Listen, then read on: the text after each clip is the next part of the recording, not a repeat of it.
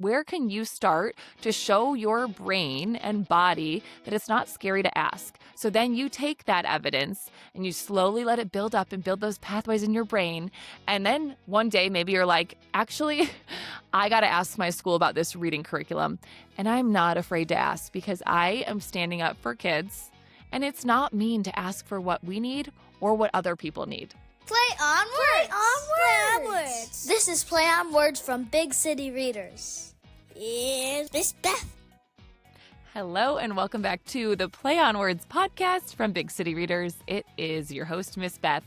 I just realized I got this little microphone cover, if you're watching this, and I didn't put it on my microphone yet, but I already started. So we'll do that next time because done is better than perfect, because being a perfectionist doesn't stop you from doing things perfectly. It just stops you from doing things. And I have learned this and have had a very hard time putting it into practice, but I try to do it every single day. Just do it, just show up, just start. So here we are. How are you? It's mid-January 2026, and it has been the longest year ever. The longest week. It's only Wednesday still. But also some fun and exciting things are going on. One, my sister just texted me a beautiful gift. She said, all we do is talk about work and family things. And, there's just so much going on all the time. And she said, did you read the text between Blake and Taylor? Blake is unhinged and Taylor seems so cool. It's sort of fun to read. So that is something that I'm looking forward to. I'm going to have that with my lunch later. Also, the Beckham stuff. Victoria Beckham. I famously don't know a lot about pop culture and mix people up all the time.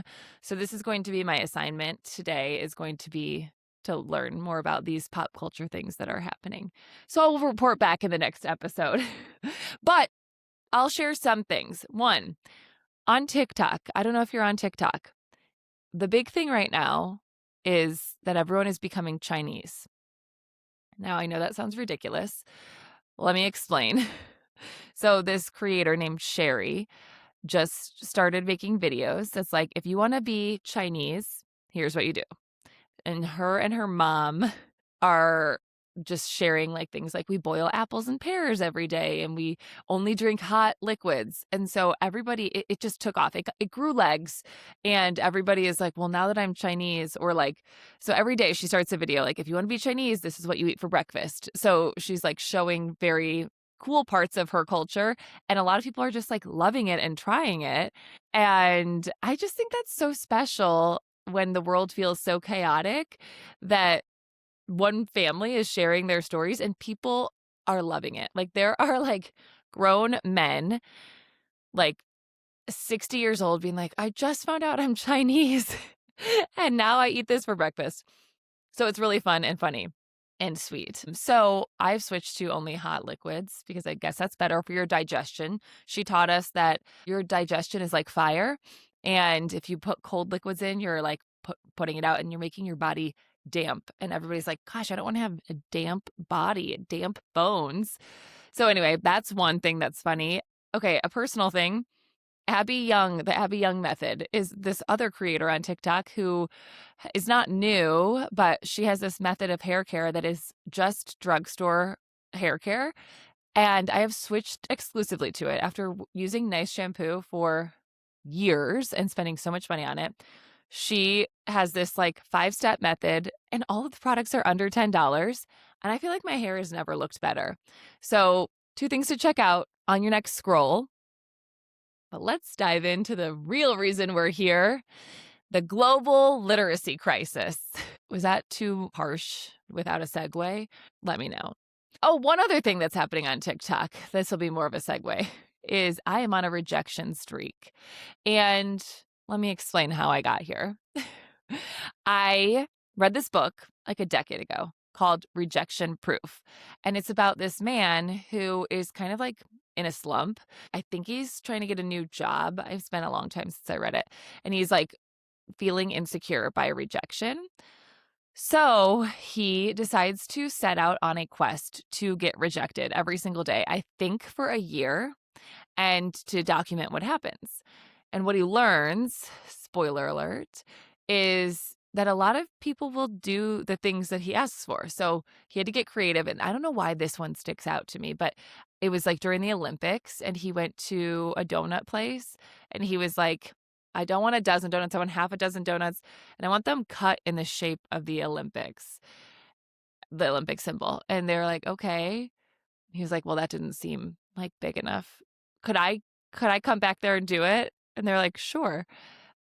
I think that's what happened in that one. But like he found like, oh my gosh, I just have to ask. And sometimes he'll say no and sometimes he'll say yes.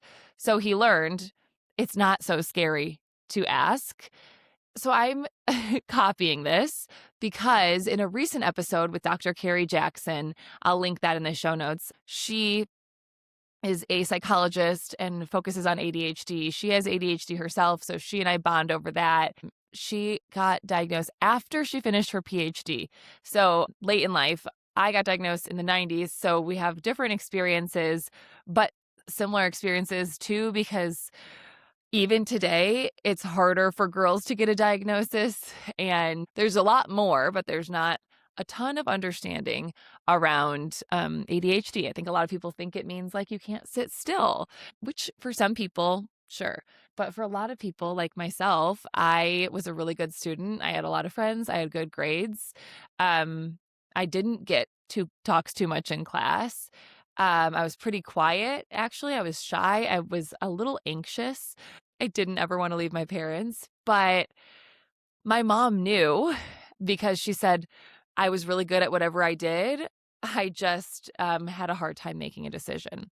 And that is true for me today. So bringing it all in, that's why I need to not be such a perfectionist and just do it. Like stop thinking so much about it, which I think is counterintuitive because a lot of people think people with ADHD are super impulsive, which sometimes they are too. So there's nuance to everything, right?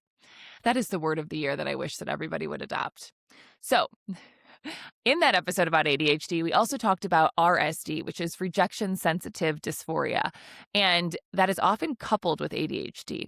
And rejection sensitive dysphoria is the perceived rejection feeling so much worse than the actual rejection. So let's just use kids with ADHD as an example here. And if they have this RSD, they build up how someone feels about them much worse than it is. So that might look like, oh, you asked a friend to come over and they can't.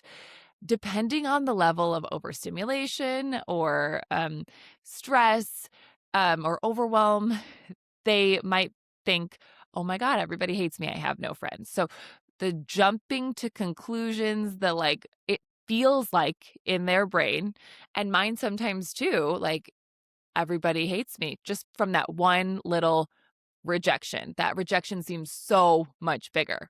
And I've talked to so many of you in my DMs about this too. You're like, my child, I don't think has ADHD, but I think they have this. Like I'll say, oh, we can't listen to that song right now because someone else is using the Spotify account. And you would have thought that I said that we were moving away from all of her best friends for the rest of her life.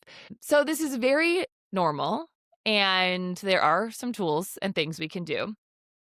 Go check out that episode because we talk about that there. But I started sharing this journey on social media. And the first one I did was like, because I was in a safe space. I was with my friends at a restaurant we go to all the time. And I know all the servers. And I said, could we get 3 mimosas? And is it possible for any of them to be free? I was like, let me just try. And spoiler alert, no, they weren't free, but we did get our coffees for free, which is always so funny because I feel like whenever I get something for free, I tip so much more than the amount of that item. Like I was at a restaurant and they gave us like little pastries for free. And I was like, well, we should give them an extra 20, right? And it's like the pastries on the menu were $4. So I'm a big fan of taking care of your servers, which is really interesting because like there was a big debate on this TikTok that went viral of this. So most people were like, wow, this is inspiring. A lot of people said, I have a friend or a spouse that always asks for things because if you don't ask, the answer is just no. So you might as well try. And then some people were like, this is so entitled to ask for free things or to demand free things.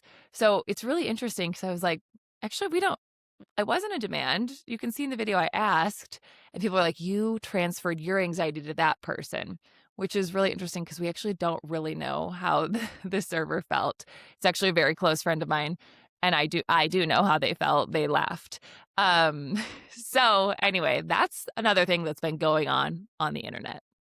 So what do you think? Will you try getting rejected? Does it feel terrifying? Is your nervous system more like mine and saying something like, this isn't the manicure I wanted, make your nervous system feel like you are being chased by a bear? I think it's a much bigger issue, and I think more women struggle with this than men.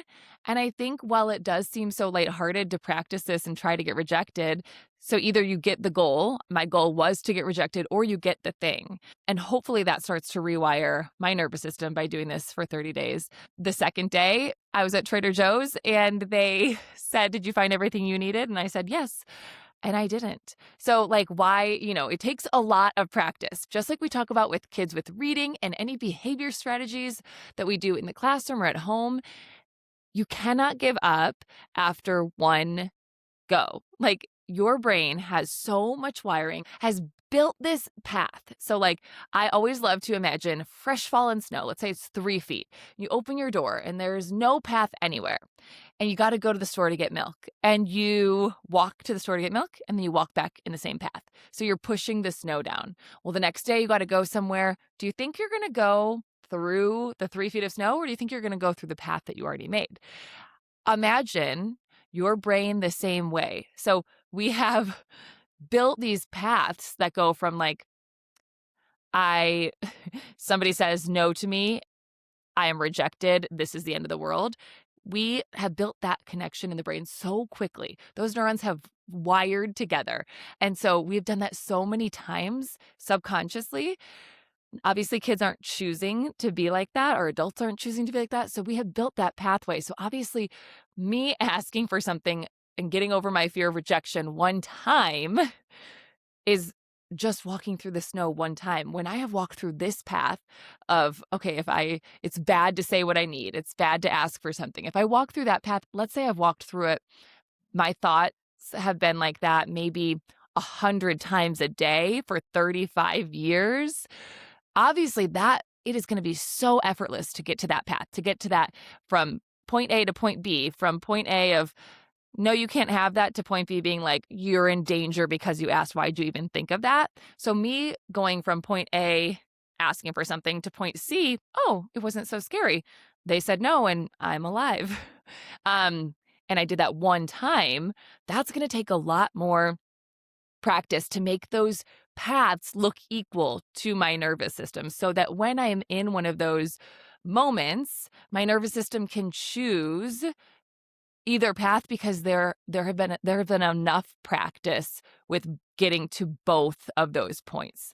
Both of those points being rejection, or it was no big deal. You asked and they said no. So I think this is a much bigger issue for women than men, of course, as most things are. But so many men do ask for what they need and women don't. And it's these tiny moments of practice asking for what you need that make us have the strength and the resilience and the bravery to ask for bigger things, right? We don't just go from being like, I can't ask for something, to asking for something big. So I shared this on TikTok that I said, this is a silly little practice, but people often DM me saying, I am so nervous about asking my child's teacher about XYZ because I don't want to offend them. And literally, kids' lives are on the line. Learning to read is life or death for many kids. Maybe not your kid, but that is your kid, and that is your privilege if you can't understand that. It took me a while to understand that too. There are so many things that I don't understand because I have so much privilege. So many of us I know this and feel helpless, but we can't be afraid of asking questions and thinking that it's rude just to ask. It is not rude to ask. And in fact, I would go as far as saying you can demand more answers from your child's school. That is something that you can be demanding. But it's so wild that people are even shaming people for even asking something as simple like, as, can you fix this nail? I didn't like it. Or like, actually, can you do this differently? I didn't like my haircut. Obviously, those moments where we feel shame and where people make us feel shame by being like, yeah, you're entitled. That poor server had to feel uncomfortable because you asked for something for free. Those little things go into how we talk to ourselves. And then those people become the people that are like, I don't want to ask about my child's curriculum because I don't want them to get mad at me. And guess what? Your child might be okay, but then the rest of the kids that don't have somebody who was aware are not okay. So I'm a big fan of there's no such thing as other people's kids. It is all of our jobs to protect every child. Do not worry about hurting people's feelings. It is okay to ask for what you need. There is a difference between demanding and asking, and it is also okay to demand things from your child's school. You have to be a mama bear, a papa bear. You have to be a grizzly bear. You are your child's biggest advocate. Do not ever feel worried about hurting someone's feelings, ever. Ever, ever, ever. And always, always, always message me if you need a pep talk before you go talk to a school. So you're not being mean when you ask for things, whether it's something as small as, is it possible to have a discount on my coffee just to build up that practice? Or if it's something as big seeming as, I've been reading more about reading curriculum and this doesn't really seem to align with the science of reading research. Can you explain it to me? Neither of those things are rude. Both are opportunities for people to say, no, we don't have a discount for coffee. Or if that teacher gets offended by you asking, that's just more information for you. And then we make the next step and we make the next informed decision. You're not coming in saying, hey, I think you're a bad teacher. But I think we have been wired to think that when we ask a question, that's what we're saying. Me saying, is it possible to have a discount on this coffee? Is not saying, I don't value you. So anyone that thinks that, that's their problem. So you are the only one that knows your intention. If your intention is to get better at asking for things so that you can be a better advocate for your child and for all children, then great, you know that that's your intention. If my intention were to go out and make people that are serving me have to take money out of their own pocket, that would be really sick. That is not the intention. And any place that I would ask for a discount or get something for free, I would tip back that amount or more. Actually, I do get a lot of things for free. That sounds so privileged. But I think I'm very friendly. I didn't know this in my life, which is funny because like a lot of people are like, yeah, you're so friendly. I'm not like good morning to everyone on the street. And that's what I think of as friendly. But one time I ran into these people and I was like, how do I know you? And we couldn't figure it out. And then it was like, oh my gosh, we figured it out. I was like, you are good friends with my ex. And then they like felt uncomfortable for a minute. And I was like, how are the wedding plans going? I heard about the wedding. Congratulations. And then like later, I actually did become friends with those people in a different setting. And they were like, that is so crazy. I would never go up to someone and be like, how do I know you? But we were both looking at each other at this restaurant, you know? Anyway, that I guess was that friend's definition of friendly. So I go to places that I've been before. And so if it's a server I like Julian at this one place that I go to at least once a week, I'm always so excited to see him. I ask him about his life, and he usually brings over a treat, an extra coffee, glass of champagne for like celebrating something. And I always tip more than the amount of the item that he gave for free. So a lot of places do have comp wiggle room. I'm definitely not encouraging you to just ask people to give you things. I'm encouraging you to get over your fear of asking because the answer being no is not the end of the world, even though my nervous system tells me that it is. How, you might ask, is this connected to reading? Oh, I'm so glad you did ask because we know. So this morning I was on Al Jazeera, which is a pretty big global news station. They do amazing pieces, amazing journalism. So you probably know that the nation's report card results in 2024 showed us that 67% of fourth graders in the United States cannot read proficiently. That number is way too high. And this is not new information. So here is where asking for things and being bold and taking action comes into play. So we actually have known this for a long time. This is not new information. We started getting this seeming newer information in 2020 because when so many schools went digital, parents saw and started asking more questions. They saw what was happening in the curriculum. They saw that kids were being told to memorize words or take a look at the picture and guess. And they're like, wait a minute, this doesn't make any sense. They saw more of what was happening in their child's day-to-day and in their schoolwork. So, as we know, nothing gets done unless a whole lot of parents get mad. So these parents started getting loud. And at this point, 15 states have banned this method called the 3-cueing method. So the 3-cueing method means we tell kids to memorize words, look at the shape, look at the first letter, take a guess, look at the picture, what could it be? Can you skip it and come back? Anything but actually teaching them how to decode words, right? Ugh. So these parents got so bold that they said something. They were not afraid of hurting someone's feelings. They were not afraid of the answer being no. If they said, I need more information on the curriculum, they were not afraid of someone saying no to them when they said, this isn't good enough. Will you do something more at the school? They weren't afraid of the answer being no. And they are the reason that we have so much more information now. We have the podcast Sold a Story, which is excellent. You should listen to that. But it talks all about this, how no one is reading and we know how to fix it. We have the research. It's not new. But what is new is parents started asking for more. They did start demanding more. And you can be part of that too. You are one of those parents as well. So if you're listening to this, I know that you want more for all of our kids. But what happened in Mississippi recently is something that I do want to talk about. So for years, Mississippi ranked near the bottom nationally in reading achievement, especially for fourth grade. Remember those fourth graders we talked about? That 67% of fourth graders in the United States can't read proficiently? A large number of children were leaving the kindergarten, first, second grade years unable to decode any words. And there were even bigger gaps for low income students, and we saw that they were continuing to get wider. But in the early 2010s, the state acknowledged something big. The kids weren't failing. It was not the kids. It was the reading instruction. So they took that ownership. They weren't afraid of hurting people's feelings and saying, well, we picked this reading curriculum and it's good. A lot of schools double down, and that is why people don't want to push back. They don't want to get in a fight with their child's school. But again, it's not even a fight. It's just standing up for your child. So, in all kids. So they were able to admit something really big. And I think that's beautiful. Kids aren't failing. Our reading instruction is. And that takes principals, leaders, superintendents, school boards saying, we chose the wrong curriculum. We chose the wrong training for our teachers. And that's brave and scary. But they did that.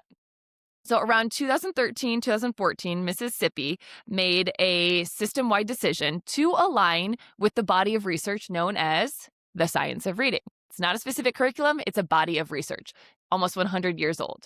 This wasn't a single program, and it's not a quick fix. Again, remember we talked about those pathways? It takes time, okay? It doesn't mean it's not working when you do the one thing and it doesn't change instantly. But they changed policy, they added training and accountability, and everyone worked together. This is where it all comes in, right? Everyone needs to work together. So Mississippi passed a strong literacy law. It was called the Literacy-Based Promotion Act in 2013, and it required early identification of reading difficulties in kindergarten, first, second, and third grade. It targeted intervention before kids fell far behind, which is what we focus on here at Big City Readers. And it added an option to retain students at the end of third grade if they couldn't read with intensive support, but not as punishment. Retention is what got in the headlines. If you read through the articles and do the digging, it was not the main driver. Again, I'm not a big fan of retention if the curriculum is not changing. So parents will often ask me how I feel about retention if a kid is struggling, but I often will say, if they're going to change how they're teaching, then great. And they want to give that child a second chance. But if they're going to do the same curriculum, there's no evidence that doing the same bad curriculum twice is going to help a child do better. And I really think a lot of psychology needs to go into the decision of retaining a child because, if they're very happy, we don't want to change that. There's a lot of social pressure with retention. So that was what got the headlines. I think it's a hot topic, but it's not really the main driver. So another thing they did was they trained teachers in how reading really works. This is crazy. I literally got a DM today. I'm going to read it to you. Okay. Hi, Beth. I was wondering if you had any knowledge on how a teacher, me, can find professional development that can earn CPDU credits that is science of reading backed. So credits are things that teachers need to get a certain amount each year to keep their teaching license.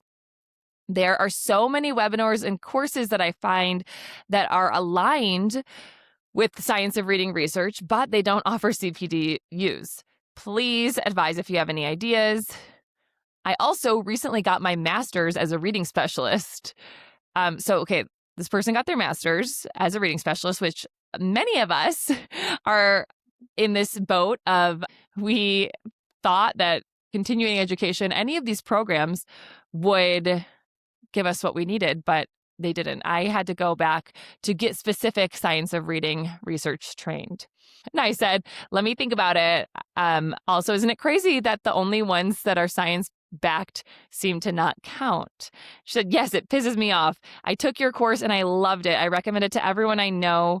I took it again and I was like, I wish I could take all of your courses and use them since I enjoy them so much and get so much knowledge from them. Thank you so much. Who was that? Let's see. Lauren. Thanks, Lauren. I am so happy to hear that. I am so happy to hear there are so many people out here fighting for kids. So it feels like so much relief. Okay, so Mississippi invested heavily in teacher training on phonemic awareness, phonics, decoding, fluency, and language comprehension, moving away from cueing, guessing at pictures or in context. Like that would look like if you're reading the sentence, the dog is at the park, and the child reads it, the dog is at the pork, because pork and park are about the same shape. If you're just looking kind of at the first and last letters, you could guess that it's about the same word. So then you would say to a child, well, what would make sense? Is the dog at the pork? No, a dog would eat pork. So the child might change the sentence to either be the dog is eating the pork or the dog is at the park. That's 3 cueing. Or you might say, look at the picture. Do you see any food in that picture? Where is he? And obviously that's not reading. And these are fine strategies if your child is using them to gather information, but this is not reading.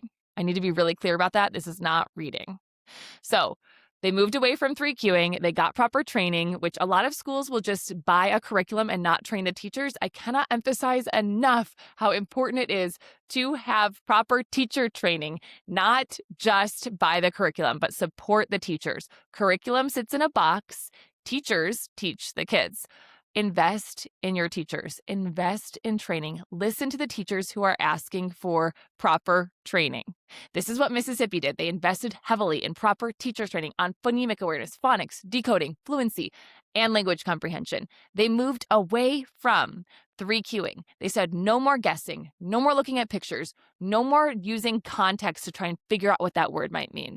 They added coaching and ongoing continued professional development, not just one-off workshops. This is my favorite thing to do when a school will hire me at the beginning, and my team at the beginning of the year. We'll do a workshop, and then once a quarter, I'll get to go in and observe how it's going in the classroom, and then meet with the teachers, tell them what I observe, see what they say, and come up with new specific plans in real time with that teacher.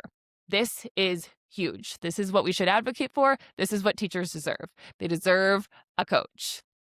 Teachers learned why strategies worked, not just what to do. And that is really important. I trained a school district and the superintendent was like, Nobody seems to get that it matters, and I think that's huge. I could tell you exactly what to do, but if you don't understand how this works and why it matters, it's not going to last.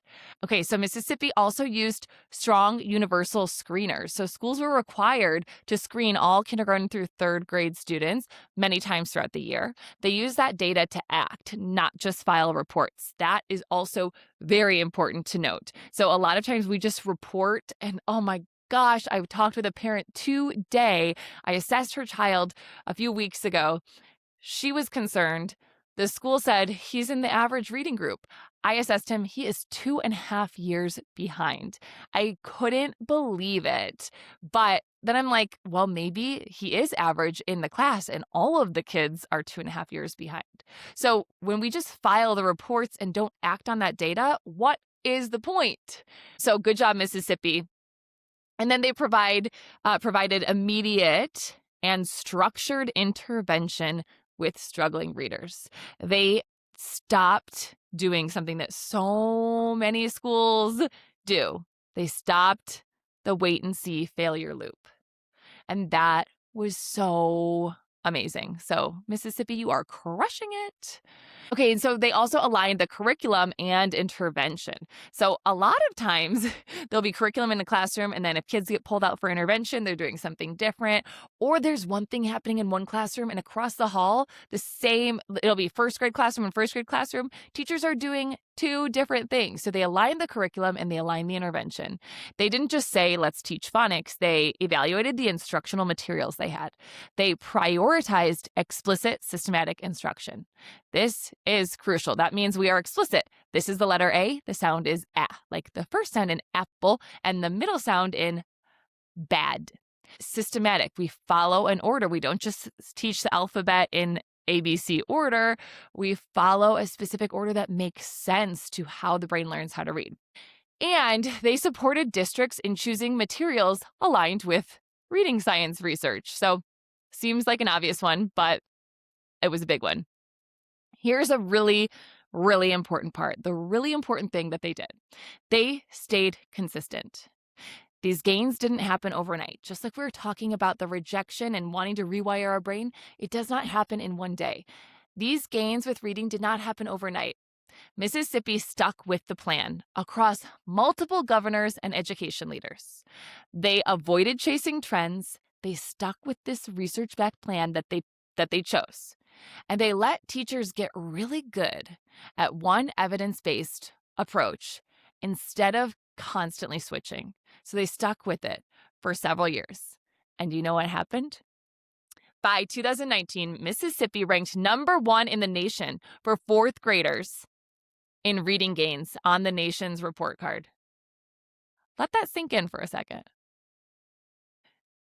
And by 2019, Mississippi outperformed many wealthier states and showed especially strong gains for Black students and students from low-income families. Remember how we talked about how it might not be a problem for your child, but it's a problem for other kids? There's no such thing as other people's kids. Learning to read is life or death for some students. These are the students we are talking about. Illiteracy is directly connected to anxiety, depression, incarceration, homelessness, and we have what it takes to change it. It is the most solvable social justice issue of our time, and Mississippi just said, here is our case study. Check it out. Look what we did over the last 6-7 years. Oh gosh, why did I just say 6-7? Anyway, they showed by 2019, Mississippi showed especially strong gains for Black students and students from low-income families. The National Assessment of Educational Progress, the nation's report card, data confirmed this growth. It wasn't just their statistics. It wasn't just a trick that they could alter their statistics. It showed up in the classrooms. So here, let's cover some misconceptions. People might say, well, Mississippi just held kids back, because that was what the headlines kind of looked like. That is false. Retention without instruction, proper instruction, does not work. Mississippi paired retention, used sparingly, with better teaching, better training and support for teachers, better materials, better early intervention. The instruction changed first. They didn't just hold kids back. The instruction changed first. The instruction has to change for retention to actually be beneficial. So why does this matter for parents everywhere? Mississippi proved that reading failure is, in fact, preventable. Early, explicit instruction works. Teacher knowledge matters more than shiny new programs. Systems, not individuals, not teachers, not your principal, systems, not kids, are the problem and must change. This is why the reading epidemic conversation exploded nationwide and why states across the country are now revising literacy laws. I would love to see globally us revise literacy laws, obviously. So, wow, I feel like we really connected it. How asking for something as simple as a discount on your coffee is connected to changing the trajectory of all kids in the United States. Mississippi did not back down. If you think, how could I be one person that makes change? I've been there. Seriously. I am a person, again, that sometimes is like, I can't say I don't like this nail color. Can you fix it? That feels so rude. It is not rude. And you're not going to be able to ask for big things if you can't ask for little things. Show your nervous system that it is okay to ask for things. Show your nervous system that it is okay to say, I don't like this in little things. And that is one of the building blocks that help in the bigger things, right? Same thing with learning to read. We don't just hand a kid Harry Potter. We start with just one word. Is your just one word asking if you can have a discount on your oil change? Is your just one word asking for a discount somewhere or asking if you can be a guest on someone's podcast? Where can you start to show your brain and body that it's not scary to ask? So then you take that evidence and you slowly let it build up and build those pathways in your brain. And then one day, maybe you're like, actually, I got to ask my school about this reading curriculum. And I'm not afraid to ask because I am standing up for kids. And it's not mean to ask for what we need or what other people need. Okay, you guys, share this with a friend, like, rate, review, subscribe, wherever you get your podcasts, Apple, Spotify, the Play on Words podcast. Also, we're on YouTube, so if you want to watch on video, check it out on YouTube, Play on Words with Miss Beth from Big City Readers. If you have any questions or feedback, please reach out by email, hello@bigcityreaders.com, or on Instagram @BigCityReaders. I am always hanging out in my DMs. I'm here for a pep talk. I'm here to help make something feel a little easier to understand. I want to make sure you know you are not alone. I have your back. We're in this together. I'll see you next time.